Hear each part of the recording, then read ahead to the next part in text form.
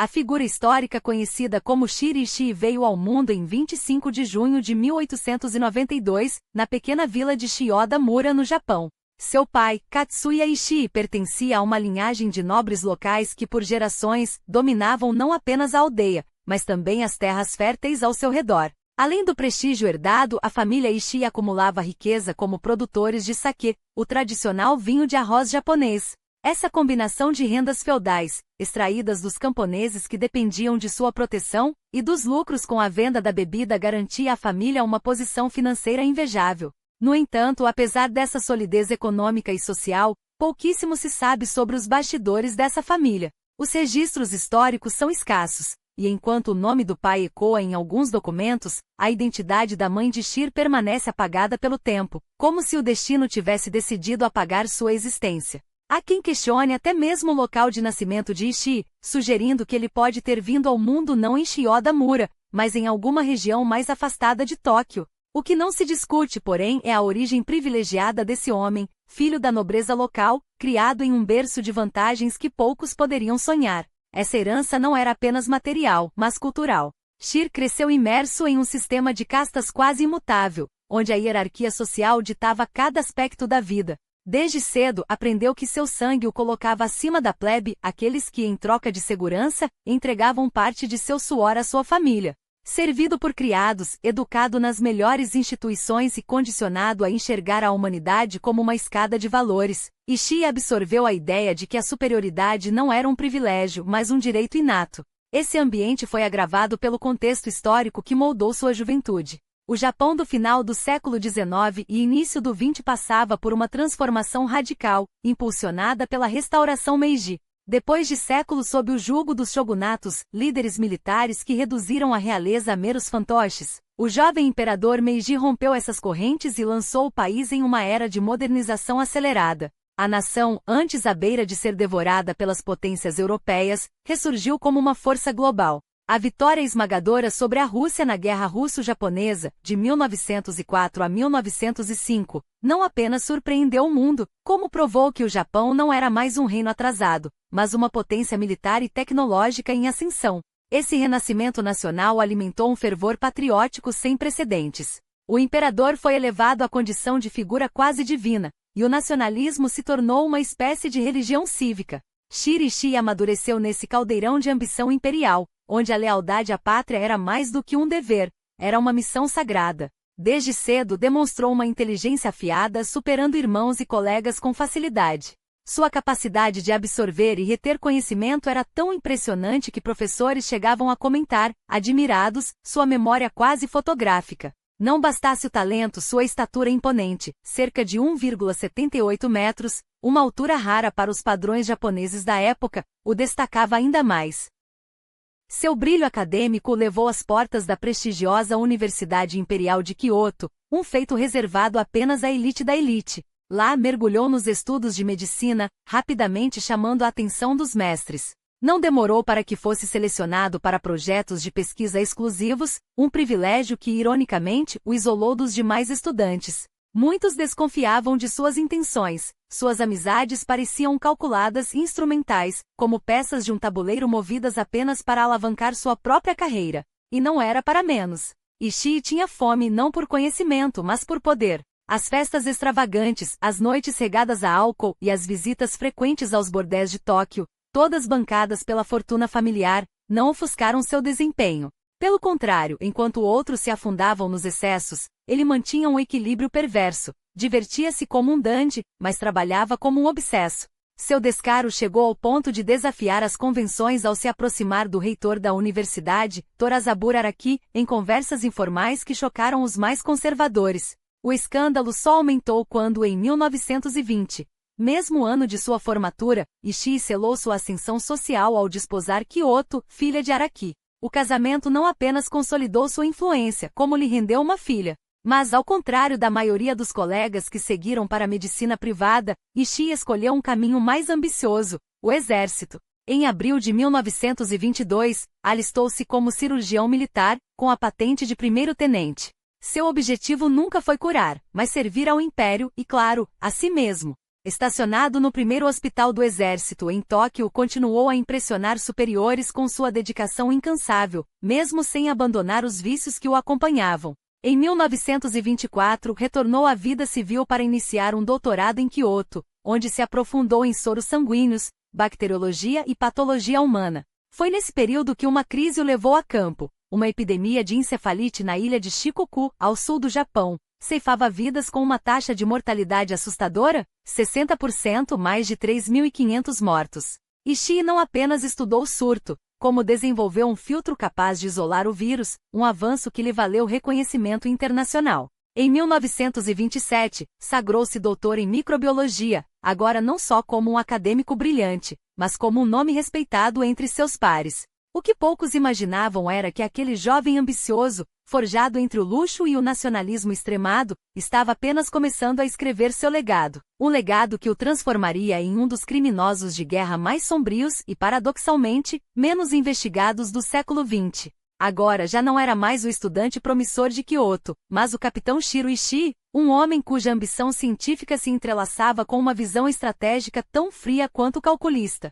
Sua nomeação no Hospital Militar de Kyoto não foi mero acaso administrativo, era o palco perfeito para transformar teorias em armas. Ali, ao lado de seu colega e cúmplice intelectual, o Dr. Tomozada Masuda, Ishii deu os primeiros passos rumo ao abismo. Juntos publicaram um estudo que à primeira vista parecia inofensivo, uma investigação sobre o uso controlado de febre para combater a gonorreia. Mas para quem soubesse ler entre as linhas, aquele trabalho já revelava uma mente disposta a manipular a própria biologia humana em nome de um objetivo maior. A ciência para Ishii não era um fim, mas um meio. E ele estava apenas aguardando o momento certo para desvelar seu verdadeiro propósito. Esse momento chegou em 1925, quando suas mãos folhearam as páginas de um jornal médico que reproduzia os termos da Convenção de Genebra, o tratado que proibia o uso de armas biológicas. Para a maioria, aquelas linhas eram um marco de civilização. Para Ishii, uma revelação. Se as nações do mundo haviam banido aquelas armas, não era por humanidade, mas por medo. E onde há medo, há poder. A ideia que há anos fermentava em sua mente, a de que bactérias e vírus poderiam ser moldados em instrumentos de guerra, ganhava agora uma justificativa irrefutável. Se o Ocidente temia aquelas armas, o Japão deveria dominá-las. Não por defesa, mas por terror estratégico. Até então, suas conversas com oficiais e colegas sobre guerra bacteriológica eram exercícios intelectuais, especulações de salão. Mas a Convenção de Genebra lhe deu algo muito mais perigoso, certeza. Ishii não era homem de meias medidas. Se o Império do Sol Nascente quisesse impor sua vontade sobre a Ásia, não bastariam baionetas e canhões. Seria preciso algo que paralisasse o inimigo antes mesmo que o primeiro tiro fosse disparado? Algo que transformasse cidades em cemitérios e exércitos em corpos apodrecendo em trincheiras. E ele estava disposto a ser o arquiteto desse pesadelo. Mas para convencer um país ainda relutante, precisava de mais do que teorias. Precisava de provas. E assim, em 1928, Ishii embarcou em uma viagem que o levaria aos 4 cantos do globo, não como turista, mas como caçador de segredos. Sua rota era um mapa das sombras, da Europa aos Estados Unidos, passando por laboratórios governamentais e encontros clandestinos com cientistas que, como ele, brincavam com os limites da ética. Em cada parada, Bruxelas, Ottawa, Copenhague, Paris, Helsinki, Berlim, Budapeste, Roma, Varsóvia, Moscou, Estocolmo, Zurique, Istambul, Londres, Calcutá, Singapura, Nova York, Washington, Ishii não perdia tempo. Procurava os homens que sabiam demais, fazia as perguntas que ninguém ousava formular e anotava cada detalhe que pudesse ser útil. Nos Estados Unidos, onde a ciência militar avançava a passos largos, ele percorreu centros de pesquisa em Washington, Baltimore, Boston, Chicago e Los Angeles, sempre com o mesmo objetivo, descobrir até onde os outros haviam chegado para que o Japão pudesse ir mais longe. Quando voltou ao Japão, em 1930, trazia consigo 2 convicções inabaláveis. A primeira, o mundo já estava em uma corrida silenciosa pela supremacia biológica, e as potências ocidentais não eram tão civilizadas quanto pregavam. A segunda, o Japão não podia perder essa corrida. O timing não poderia ser mais favorável. O país que ele deixara 2 anos antes estava mudando. A renúncia de Jishi Tanaka, O político que havia sufocado seus planos, abriu espaço para uma nova geração de líderes militares, homens como Sadao Araki, Tetsuya Nagata e Shikahiko Koizumi, para quem a expansão do império justificava qualquer método. Manchúria, com suas riquezas naturais, era o próximo alvo. E além dela, a União Soviética, o grande espectro comunista que assombrava o Oriente. Para esses homens a guerra não era uma possibilidade, mas uma necessidade histórica. Ishii soube aproveitar o momento. Não mais como um teórico ignorado, mas como um estrategista que falava a linguagem do poder. Em suas apresentações aos altos comandos, não citava apenas a eficácia das armas biológicas, destacava seu custo irrisório em tempos de crise econômica, quando a Grande Depressão estrangulava até as nações mais ricas. Por que gastar milhões em tanques e aviões, argumentava, quando um frasco de bactérias pode dizimar divisões inteiras? Mas seu argumento mais persuasivo era outro: se as armas biológicas fossem inúteis, por que a Liga das Nações as proibiria? A lógica era implacável. E funcionou. O ministro da Guerra, Sadao Araki, tornou-se seu maior aliado. O general Tetsuya Nagata, arquiteto da invasão da Manchúria, viu nelas uma ferramenta para quebrar a resistência chinesa. E o coronel Shikahiko Koizumi, veterano em armas químicas desde a Primeira Guerra, conhecia bem o valor de um arsenal invisível. Com esses homens ao seu lado, e com Koizumi escalando posições até tornar-se cirurgião-geral do exército e depois ministro da saúde, Ishii ganhou não apenas apoio, mas imunidade. Suas conexões se multiplicavam, seu prestígio crescia. Em 1931, já como major, foi nomeado chefe do Departamento de Imunologia da Escola Médica do Exército de Tóquio, um cargo que na prática, era um cheque em branco para suas pesquisas. Agora nada o impedia. Durante o dia, lecionava e cumpria suas obrigações acadêmicas com a mesma meticulosidade de sempre. Mas quando a noite caía, seu laboratório se transformava em uma oficina de horrores. Junto a colegas e alunos selecionados a dedo, Ishii trabalhava no aperfeiçoamento de patógenos que a humanidade temera por séculos: peste bubônica, cólera, tifo, antraz. Inicialmente seus experimentos se limitavam a culturas em tubos de ensaio e testes em animais, ou pelo menos era o que constava nos relatórios oficiais. Mas cada sucesso, cada avanço, atraía mais financiamento, mais recursos, mais liberdade. O renascimento da unidade de guerra química do Japão, que dependia diretamente de suas pesquisas, foi o sinal de que o Estado agora via em suas mãos não um cientista, mas um estrategista de extermínio. E Ishii não tinha pressa. Sabia que a guerra que planejava não seria travada em campos de batalha convencionais, mas em laboratórios, hospitais e cidades inteiras. Enquanto o mundo ainda discutia os limites da ética, ele já estava reescrevendo as regras da guerra. E o pior estava por vir. Enquanto o mundo ainda se iludia com tratados e condenações vazias, Ishii agia. Sua habilidade em manipular aliados e rivais era tão letal quanto os patógenos que cultivava. Com um sorriso no rosto e promessas de progresso científico nos lábios, ele extraía verbas cada vez maiores de um Estado já embriagado pela ambição imperial. Não bastava teorizar a morte em laboratórios esterilizados, era preciso prová-la. E para isso, como ele mesmo sugeriu aos seus apoiadores com uma frieza calculada, seriam necessários corpos. Corpos vivos. Corpos descartáveis. A máquina de guerra japonesa, por sua vez, não perdia tempo. Cada quilômetro conquistado em Manchúria e na China não era apenas território, era um novo palco para os experimentos de Ishii. As cidades caídas, os campos arrasados, as populações subjugadas, tudo virava matéria-prima para seu projeto macabro. Enquanto colonos japoneses chegavam às terras roubadas, trazendo consigo a ilusão de uma nova ordem racial, os militares impunham hierarquias brutais.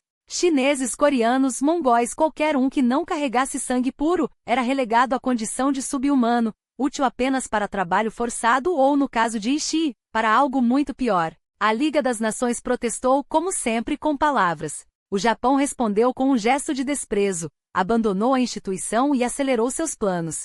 Para homens como Ishii, a moral internacional não passava de um obstáculo a ser contornado, não de uma barreira a ser respeitada.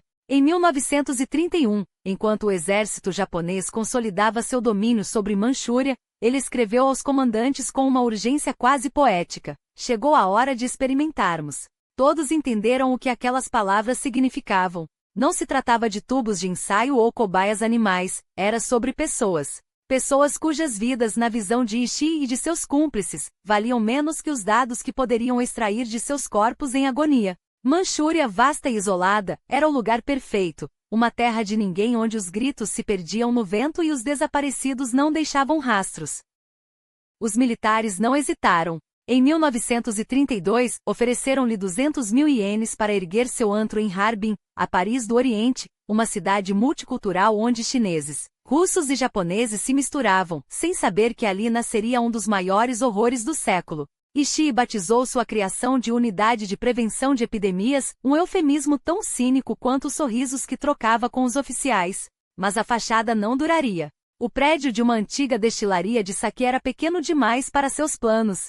Ele precisava de espaço. Precisava de silêncio. E o silêncio, como tudo na vida de Ishii, foi comprado com sangue. Em poucos meses, o exército arrasou a vila de Beijing, expulsando moradores à força para erguer um complexo sinistro, cercado por torres de vigia e guardas armados. A estrutura, imponente e sombria, lembrava um castelo feudal, mas seus segredos eram muito mais modernos, muito mais cruéis. Ali, a 100 quilômetros de Harbin, Ishii teria a carta branca. E ele não pretendia desperdiçá-la. Os locais logo batizaram o lugar de Fortaleza Zongma. Não demorou para que entendessem seu verdadeiro propósito. Trens chegavam à noite cobertos por lonas carregando cargas especiais, prisioneiros políticos, soldados inimigos, criminosos comuns, qualquer um que o regime considerasse prescindível. Os gritos que escapavam das paredes grossas se misturavam aos rumores que corriam pelas aldeias vizinhas. Os camponeses chineses faziam o sinal da cruz ao passar perto.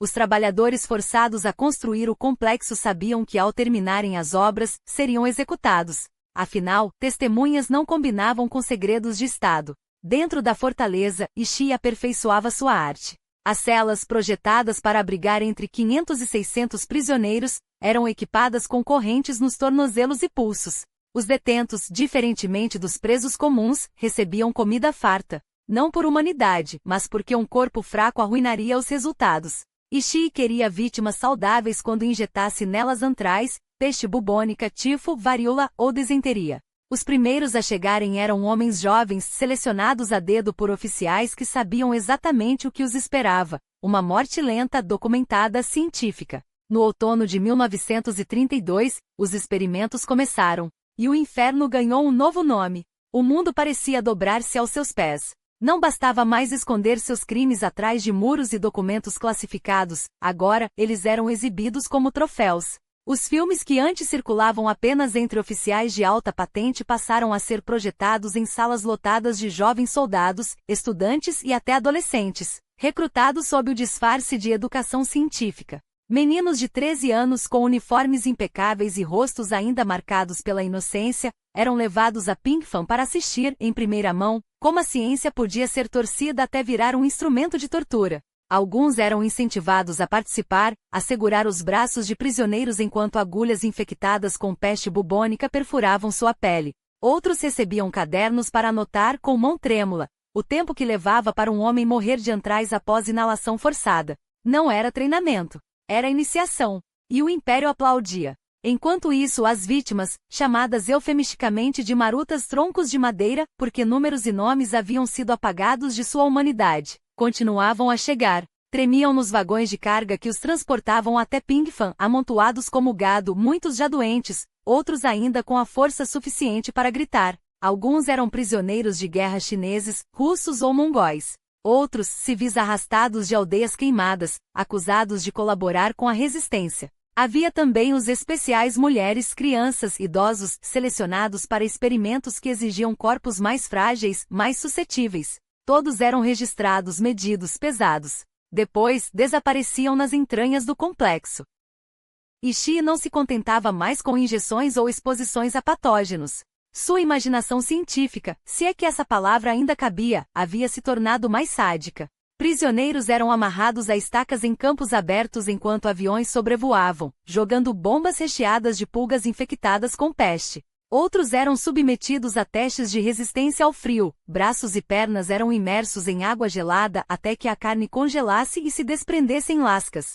Alguns tinham órgãos removidos sem anestesia, apenas para que os médicos pudessem observar quanto tempo um ser humano aguentava viver sem um rim, um pulmão, ou com o estômago costurado a um intestino de cachorro. As câmeras rodavam. Os dados eram anotados. A ciência avançava. E o pior, o mundo sabia.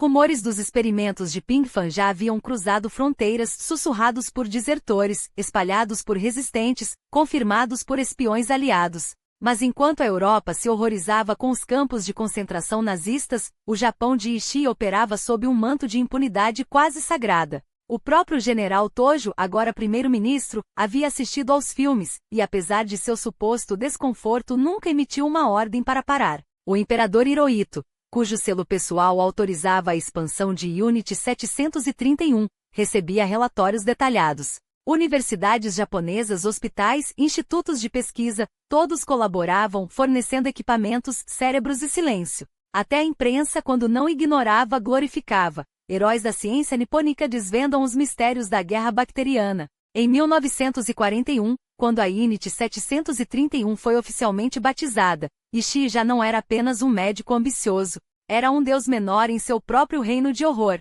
Seu complexo em Pingfan havia se tornado uma cidade dentro da cidade, com escolas para os filhos dos carrascos, templos para abençoar suas mãos ensanguentadas, jardins onde as esposas dos cientistas tomavam chá enquanto, a poucos metros dali, homens eram dissolvidos vivos em câmaras de pressão. Os oficiais que ali trabalhavam não eram monstros aos próprios olhos, eram pioneiros. E o Japão, sedento por vitória, bebia cada gota de seu veneno. A guerra se alastrava e, com ela, as oportunidades de Ishii. Quando as tropas japonesas invadiram Nanjing em 1937, suas unidades biológicas seguiram de perto, distribuindo doces envenenados com tifo às crianças, jogando bacilos de peste em poços públicos. Em Xande, em 1941, aviões da Unit 731 sobrevoaram a cidade, lançando pulgas infectadas sobre a população. Milhares morreram em agonia, seus corpos incharam até estourar, seus olhos sangraram. Não eram baixas de guerra. Eram cobaias em uma experiência continental. E Ishii, no centro desse pesadelo, sorria. Porque cada morte não era um crime, era um dado. Cada grito, uma variável a ser ajustada. Cada cidade dizimada, uma prova de que sua ciência funcionava. Ele não estava matando. Estava inventando o futuro. Recém-nascidos, cujos corpos minúsculos eram dissecados ainda vivos para estudar a resistência humana à dor. Outros eram injetados com doenças letais apenas para observar quanto tempo levavam para sucumbir, enquanto seus gritos ecoavam pelos corredores estéreis do complexo. Não havia limites. Não havia humanidade. Apenas números, gráficos e a fria satisfação de um trabalho bem executado. Ishii não se contentava em ser um carrasco, ele queria ser um deus. E para isso precisava de discípulos. Médicos, cientistas e acadêmicos de todo o Império Japonês afluíam a Pingfan, seduzidos pela promessa de revolucionar a medicina. Não importava que suas mãos ficassem sujas de sangue, o que importava era que seus nomes ficassem gravados nos anais da ciência. Eles assistiam fascinados, enquanto prisioneiros eram congelados até que seus membros se desprendessem como galhos podres, ou enquanto outros eram queimados vivos para testar a eficácia de queimaduras em combate. Alguns até anotavam com precisão clínica o momento exato em que a pele humana começava a borbulhar. Mas foi no incidente de Nomonha que Ishii provou seu valor não apenas como um sádico, mas como um estrategista. Enquanto tropas japonesas avançavam sobre território soviético em 1939, seus homens envenenavam rios com tifo, uma bactéria que, ironicamente, ele sabia que não sobreviveria às correntes. Não importava. O que importava era o espetáculo, a demonstração de que a Unidade 731 poderia semear o terror onde e quando o Império ordenasse. E o Império, encantado, recompensou com mais dinheiro, mais poder e, acima de tudo, mais impunidade. O próprio Hirohito, o deus vivo do Japão, curvou-se perante seus resultados. Não eram vitórias militares, eram provas de que a ciência de Ishii poderia reescrever as regras da guerra. E então veio Xangai. 50 quilos de cólera. 70 de tifo. Milhões de pulgas infectadas com peste, transportadas como um presente envenenado para a China ocupada. Os poços foram envenenados, as cidades bombardeadas com pragas, e as câmeras de Ishii registravam tudo, cada corpo contorcido, cada família destruída, cada aldeia reduzida a cinzas na tentativa desesperada de conter o que ele havia soltado. Em Ningbo, a peste que ele espalhou tinha uma taxa de mortalidade de 99%. Não era uma doença. Era uma sentença. Mas Ishii não se satisfazia com a morte aleatória. Ele queria controle. Em Changchun distribuíram vacinas contra a cólera, que na verdade, carregavam a própria doença em sua forma mais letal. Pais levavam seus filhos para serem protegidos e saíam carregando cadáveres. Em outras vilas, soldados japoneses ofereciam doces a crianças, sabendo que o açúcar escondia a peste. Os pequenos, sem suspeitar, levavam o veneno para casa, infectando suas famílias como ratos em um labirinto projetado por um deus cruel. Cada cidade era um novo experimento. Kushu, Hivu, Shandi, todos se tornaram laboratórios a céu aberto. Em novembro de 1941, uma menina de 11 anos, Tão Ertsai, foi a primeira a cair em Shandi, depois que 36 quilos de material infectado foram jogados sobre a região. Mais de 7.500 seguiram seu destino. Quando o governo chinês denunciou os ataques, o Japão simplesmente riu. Afinal, quem iria pará-los? Os próprios generais japoneses não apenas sabiam, eles aplaudiam. Em 1941, com a Alemanha nazista invadindo a União Soviética, Tóquio viu sua chance. Se a peste pudesse ser usada contra os soviéticos, a vitória seria certa. Ishii recebeu ordens para preparar o terreno. Antrax e muermo foram testados perto de acampamentos russos, enquanto seus homens se preparavam para levar a guerra biológica à escala continental. Mas Pingfan não era apenas um centro de operações. Era um inferno com endereço fixo. Até 400 prisioneiros, homens, mulheres, crianças, eram mantidos lá, reduzidos à categoria de toras, como chamavam os corpos que sobravam depois dos experimentos. Quando o estoque de material humano baixava, o exército saía às ruas de Manchúria e arrastava mais vítimas para dentro do complexo. Lá, elas eram dissecadas vivas, congeladas até a morte, infectadas com doenças que nem mesmo a natureza ousaria criar. E enquanto o mundo ardia, Ishii sorria. Porque para ele, a guerra não era sobre território ou honra. Era sobre provar que a ciência, quando liberta da moral, poderia ser a arma mais poderosa já criada. E ele, seu maior artesão. Pouco importava a nacionalidade das vítimas, americanos, britânicos, franceses ou soviéticos, embora a esmagadora maioria fosse composta por chineses, coreanos e mongóis, corpos transformados em números, vidas reduzidas a dados em pranchetas ensanguentadas.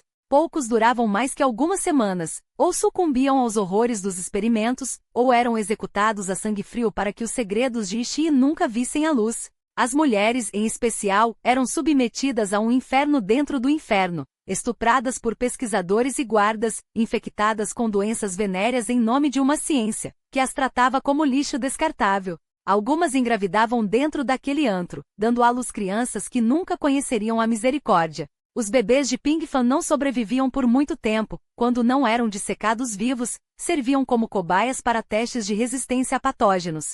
Enquanto isso, milhares de outros eram massacrados em procedimentos rotineiros, executados com a fria eficiência de uma linha de produção da morte, porque Pingfan não deixava sobreviventes. Ishii e seus homens garantiam isso. À medida que a guerra se arrastava, ele se tornava o rosto sinistro do programa de armas biológicas do Império, um gênio da devastação que não se contentava em comandar de trás das paredes de seu laboratório. Viajava por todo o território conquistado, supervisionando postos avançados, ministrando aulas macabras no Japão e em pessoal, pilotando aviões que despejavam sua carga letal sobre aldeias desavisadas. Era o arquiteto, o executor e o carrasco, e se deliciava com cada papel. Mas não agia sozinho. Uma legião de médicos e cientistas japoneses, tão sedentos por progresso, quanto ele, mergulhava de cabeça em suas atrocidades, competindo para criar cepas mais mortíferas, mais contagiosas do que qualquer coisa que a natureza pudesse produzir. E a China sangrava.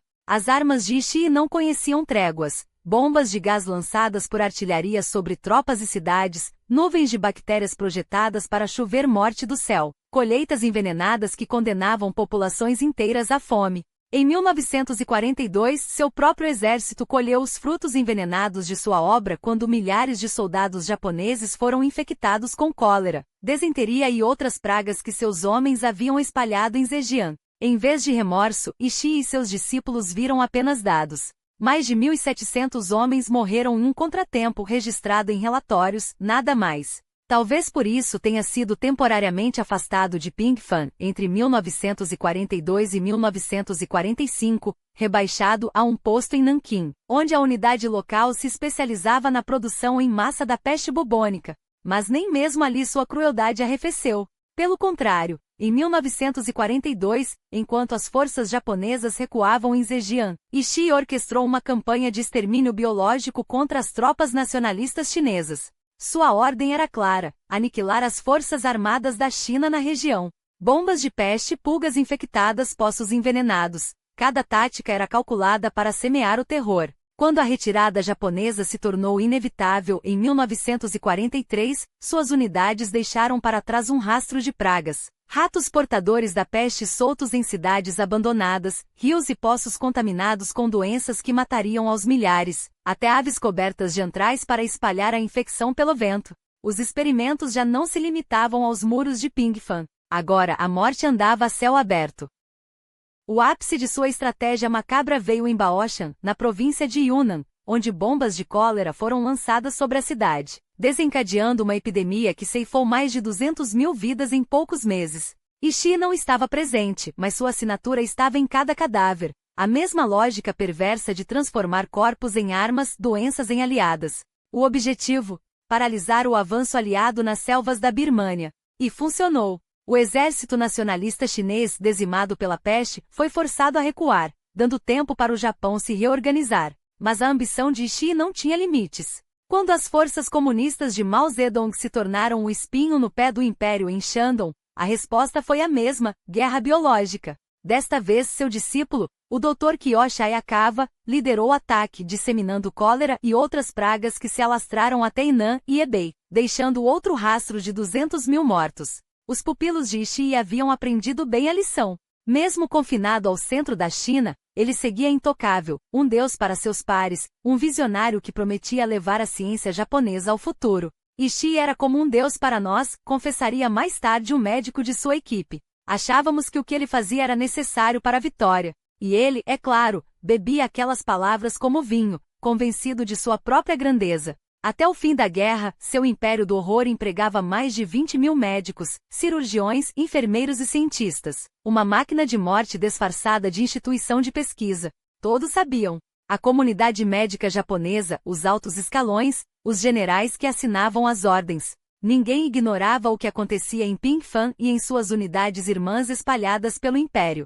Mas a guerra não perdoa fracassos, e em 1945, com a Alemanha esmagada e os aliados fechando o cerco, o Japão se via à beira do abismo. Ishii, de volta à Manchúria, percebeu que seu pesadelo estava prestes a se tornar realidade, a rendição, e com ela a ameaça de um tribunal que o julgaria não como gênio, mas como monstro. Então começou a queimar tudo. Quando as tropas soviéticas atravessaram a fronteira na segunda semana de agosto de 1945, Pingfan se transformou em um inferno de fogo e veneno. Ishii e seus homens não hesitaram. Executaram todos os prisioneiros dos campos de extermínio com injeções de cianeto, eliminando também a maioria dos trabalhadores chineses que serviam à unidade. Mas a crueldade não terminou aí. Nas proximidades de Changchun, alguns de seus subordinados, em um último ato de vingança, soltaram cavalos infectados como ermo e milhares de ratos carregados com peste bubônica nas vilas vizinhas. Mais inocentes morreram, vítimas dessa despedida macabra de um regime que já estava em ruínas.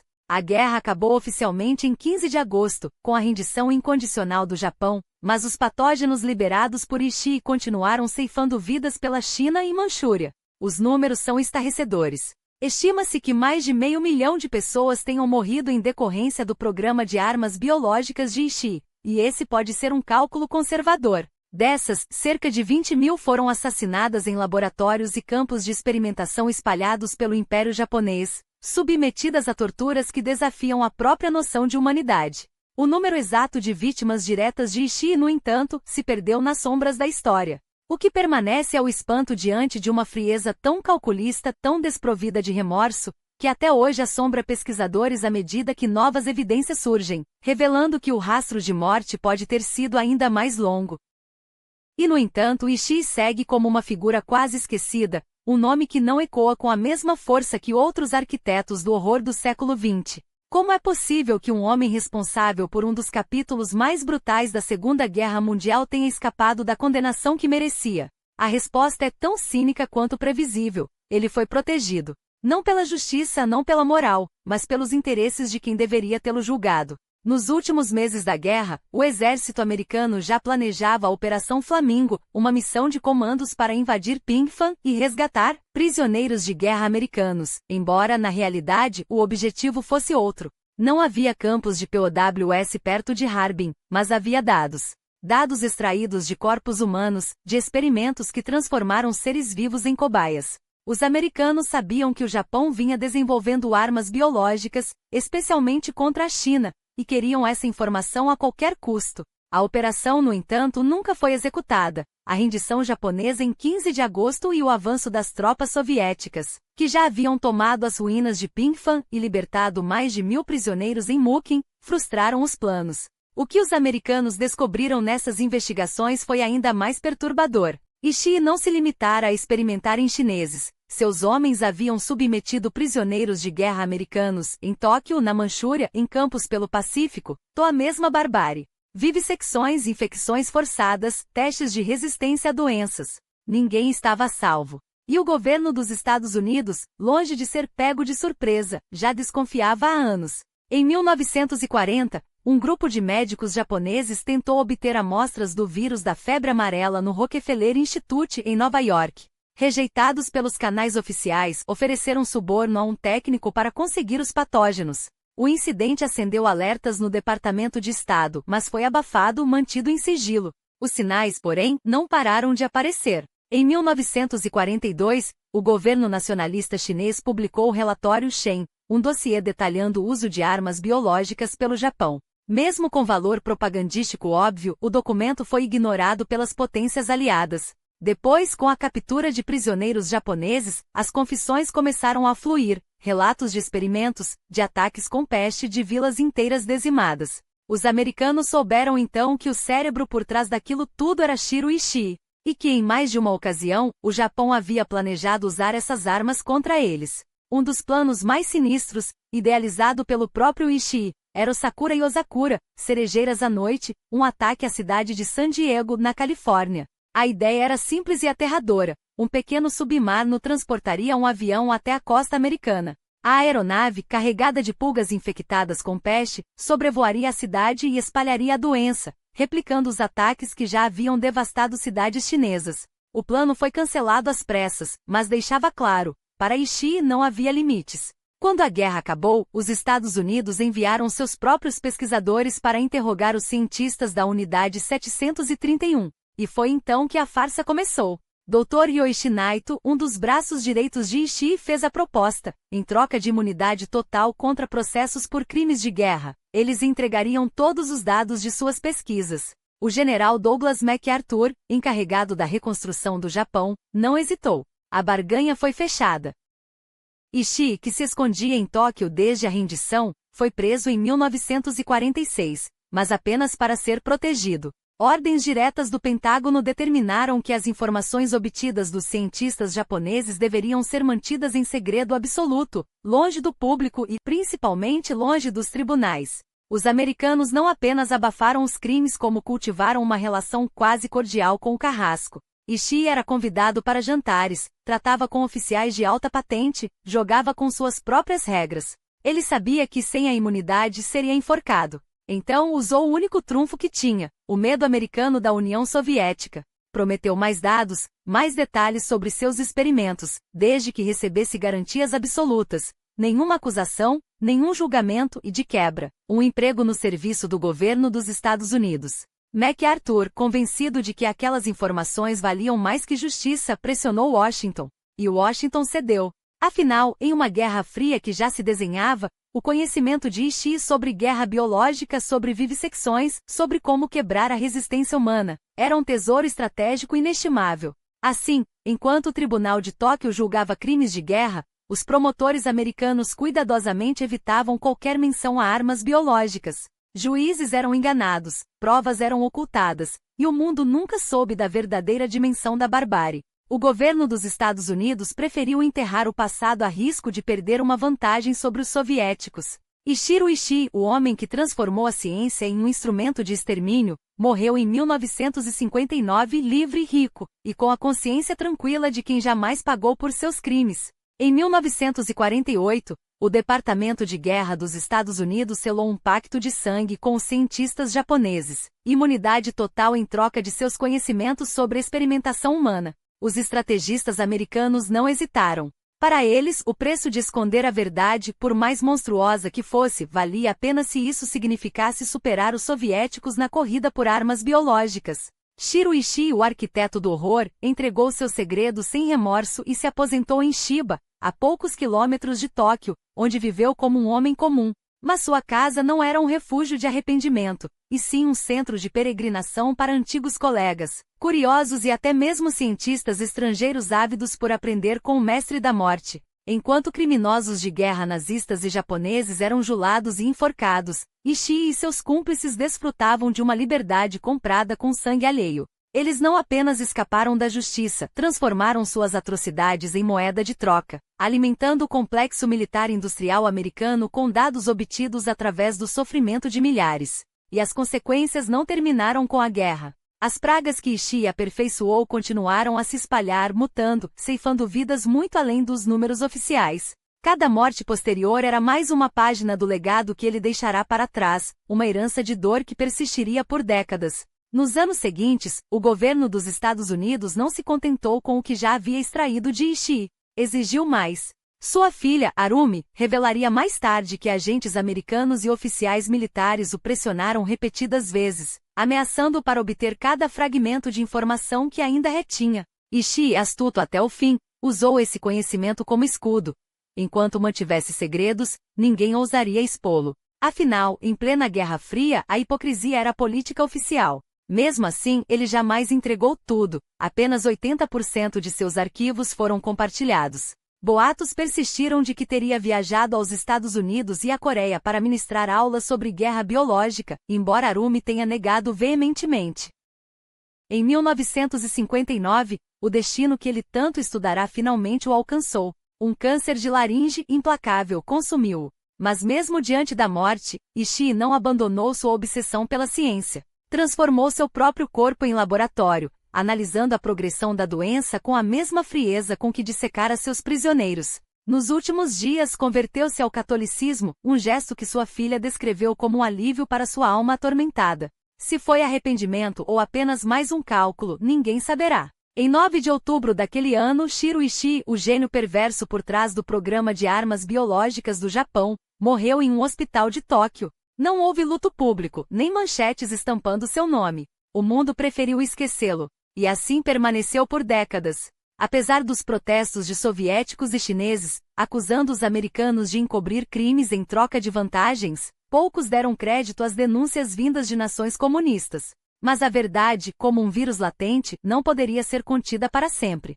Nas décadas de 1980 e 1990, uma enxurrada de livros, artigos e documentários sobre a Unidade 731 irrompeu na mídia japonesa e ocidental. Ex-membros das unidades de Ishii quebraram o silêncio, revelando em detalhes grotescos o que haviam feito. Alguns, sem remorso, justificaram suas ações como necessárias para a guerra. Outros, consumidos pela culpa, confessaram pesadelos que nunca os abandonaram.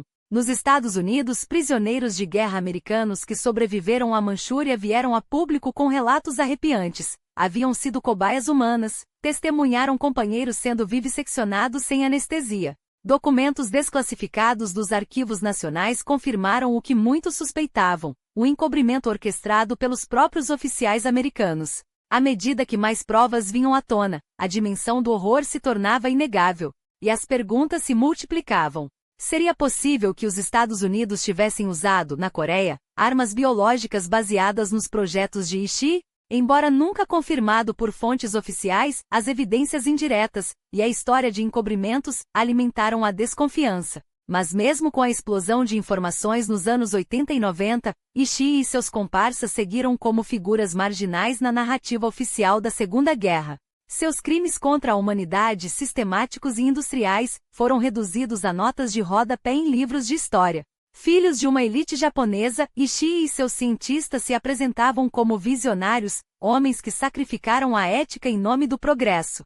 Para eles, a ciência justificava tudo, até mesmo transformar seres humanos em material de laboratório. E quando a guerra terminou, Ishii soube jogar seu último trunfo. Explorou o medo americano da União Soviética para garantir não apenas sua liberdade, mas a de todos os seus cúmplices. Câncer o matou, mas a justiça nunca o alcançou. Sua morte passou quase despercebida, e seu nome permaneceu à sombra por anos. Hoje, porém, a pergunta ecoa: como um homem capaz de tamanha crueldade pôde escapar impune? Como a comunidade internacional permitiu que seus crimes fossem apagados em troca de uma vantagem estratégica? A história não oferece respostas reconfortantes, apenas o lembrete de que, quando o poder e o medo se aliam, até os piores monstros podem vestir a máscara da respeitabilidade. E enquanto suas vítimas seguem sem voz, o legado de Shiro Ishii persiste, não apenas nos livros, mas nas doenças que ainda ceifam vidas, nas sombras de um passado que se recusa a ser enterrado.